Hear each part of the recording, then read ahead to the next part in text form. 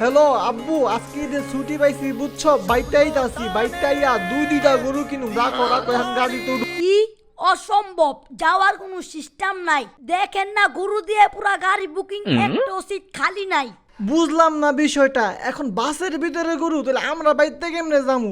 এখন কি মানুষের থেকে গরু বেশি বিয়ে হয়ে গেছে? ঈদের আগে পর্যন্ত কোনো মানুষের দাম নাই, অনলি গরু, গরু ছাড়া কোনো যাত্রী নাই।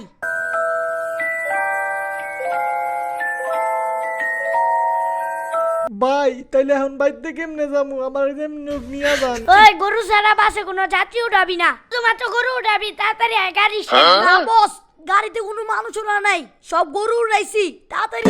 আব্বু মনে হয় না এবার ঈদে বাইতেইতে পারুম। গাড়ির বদলে বাসে শুধু গরু নিতাছে।